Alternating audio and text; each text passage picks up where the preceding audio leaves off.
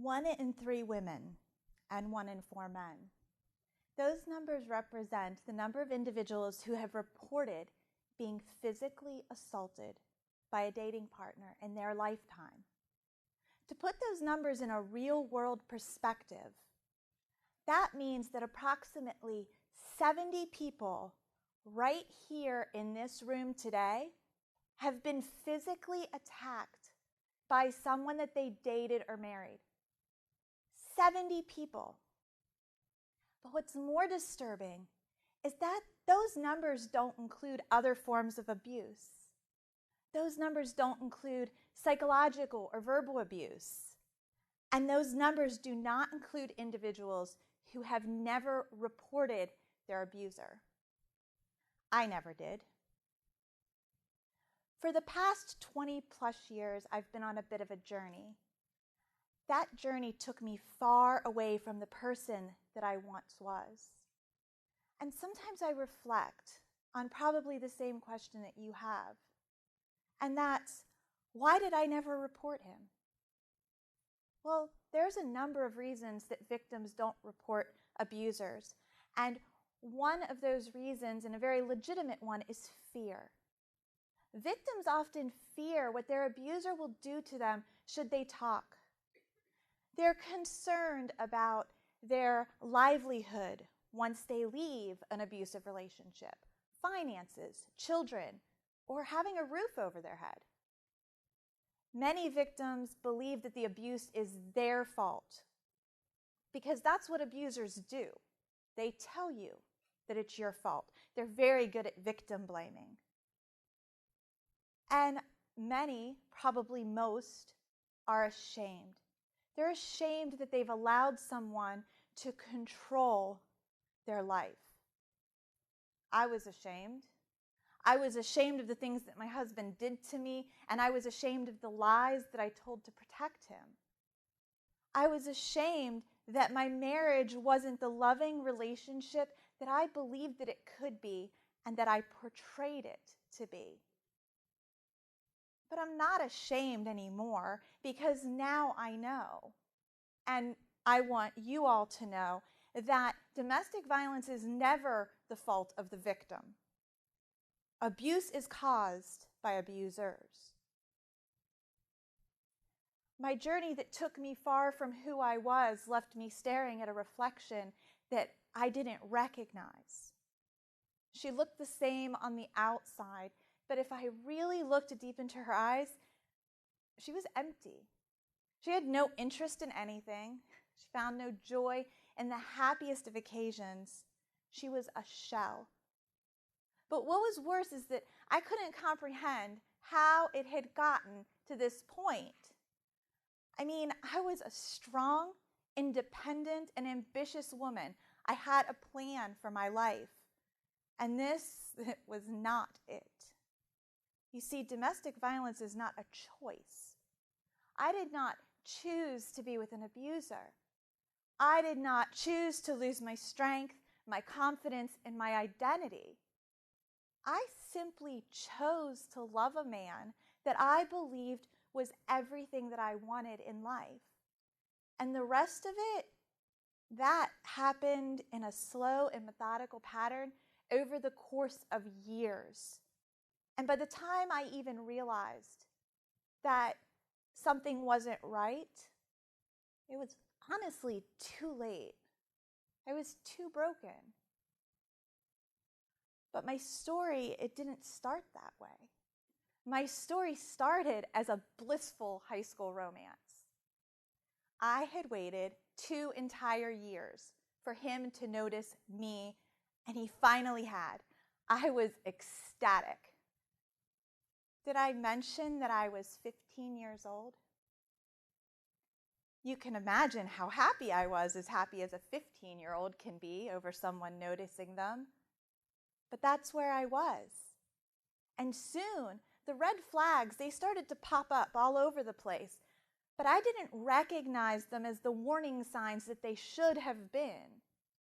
Instead, I interpreted them to be signs of true love and affection.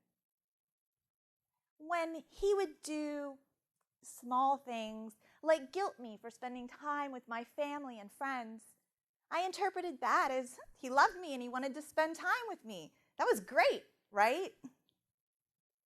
And when he would call me names and put me down, I interpreted that as him just teasing me or nudging me along. Because he wanted me to be the best version of myself that I could possibly be. And later, when he put his hands on me out of anger, I interpreted that as being my fault. Because that's what he had told me. And I believed him. Why wouldn't I? He loved me, right? But over time, it became apparent that nothing I could do would be good enough. His temper would flare over the simplest of things, resulting in broken keepsakes, things being thrown at me, physical attacks, threats to take his own life, and even a loaded gun pointed at me. All from a man who I believe loved me. And through all of it, I lied to my family and friends. I made excuses for his actions and his absences, and I protected him with everything that I had. You might wonder, why would somebody protect someone that treated them so cruelly?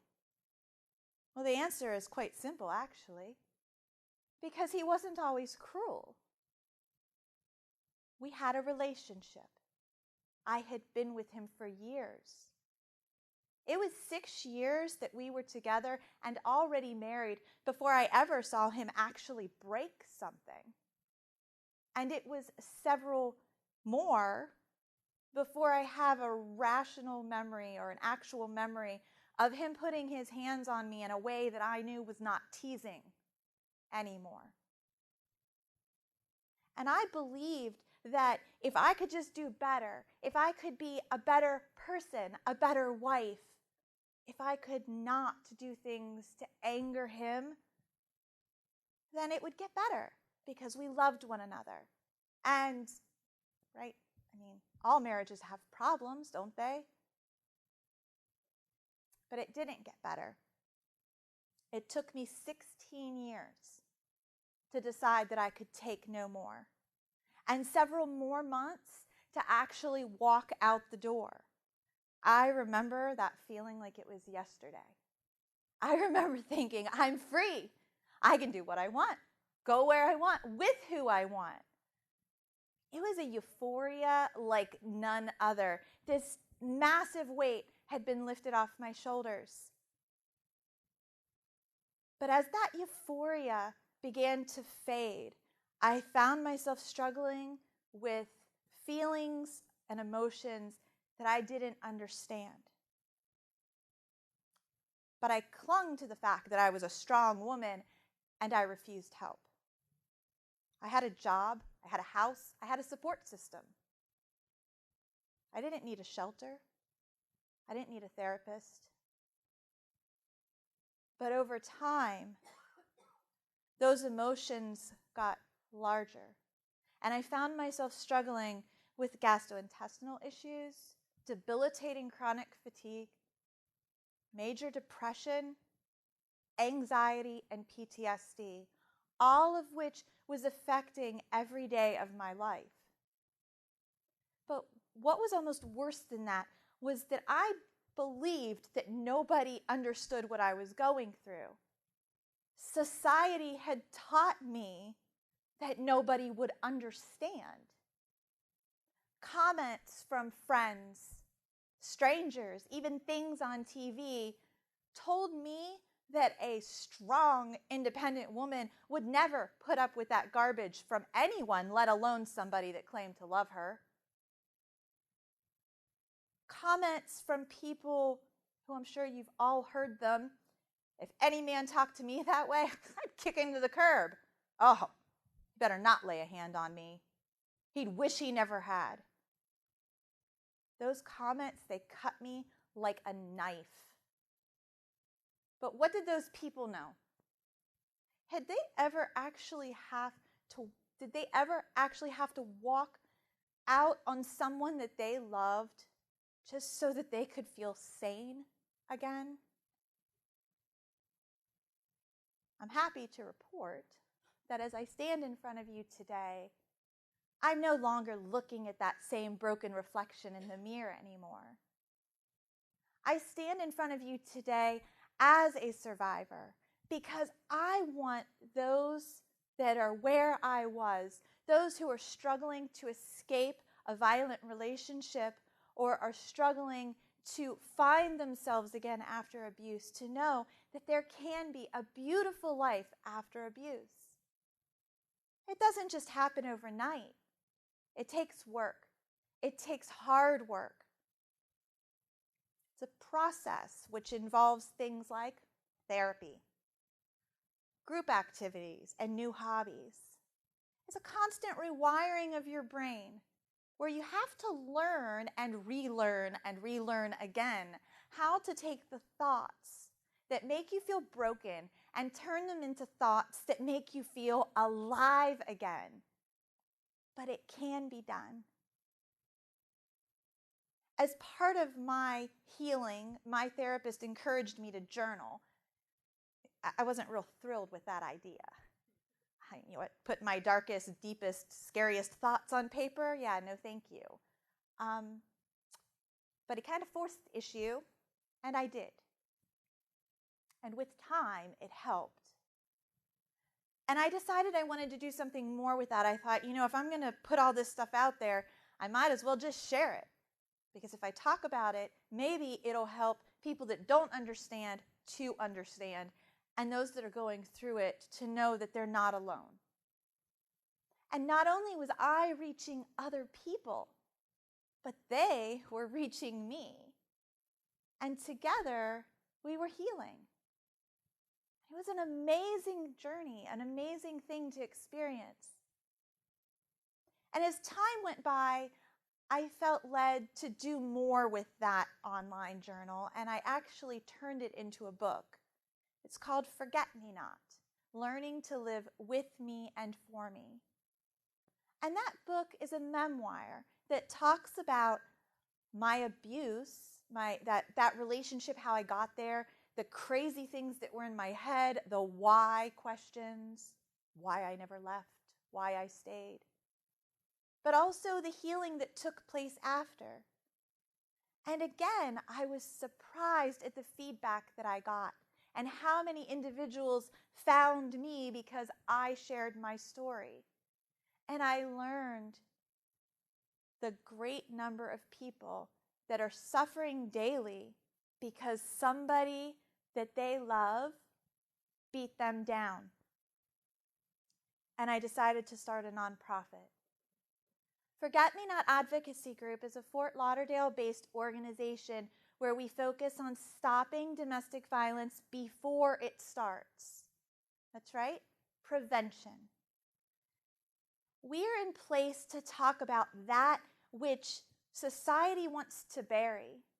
We're in place to drag domestic violence out of the shadows where it thrives and shine a really bright light on it.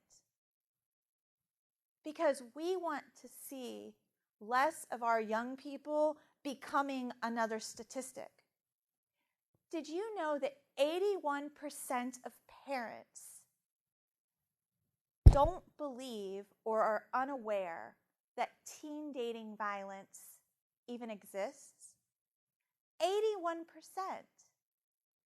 And yet, 1 in 3 teens are reporting that they are being physically, emotionally, sexually, or verbally assaulted by a dating partner. That's higher than any other adolescent violence. When we're talking about adult intimate partner violence, that affects more women than breast cancer, ovarian cancer, and lung cancer combined. Do that math. Are we out marching in droves against domestic violence? Are we painting the town and the world purple?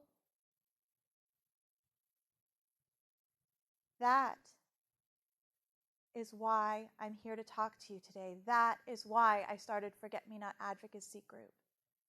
Because that's just one number. Don't forget that 1 in 3 of you women and 1 in 4 of you men have been physically attacked. And that we're not speaking about emotional or verbal abuse, which, by the way, is really, really hard to come back from. It's time that we as a community said no more. It's time that we work to prevent this. At Forget Me Not Advocacy Group, we talk to our young people with the goal of giving them the tools that they need to recognize and avoid domestic abuse. We explain to them, domestic violence doesn't start with a punch. It's much smaller than that. When your dating partner says to you, I want your password for your phone, or demands to have access to your social media accounts, that's not love. That's unacceptable. That's control. Whenever your dating partner lays their hands on you out of anger or in an effort to control you, that is not love. That's behavior that cannot be tolerated. And whenever your dating partner tries to make you feel like less of a person, that's not love. That's abusive behavior. I want our society and our community to shine the light on domestic violence with me. My hope is that we will start to realize and acknowledge the unacceptable high rates of domestic violence in our society and not continue to push them away. Everyone deserves to have a happy, healthy, and beautiful life. And no one should have to try to regain that after someone else has taken it away from them. I'm here today to challenge you, all of you, to be that change. Educate yourself so that you can protect yourself and others. Support organizations that are helping victims to find their freedom and to get them back on their feet safely. And shine your light brightly on this issue by speaking up. Thank you.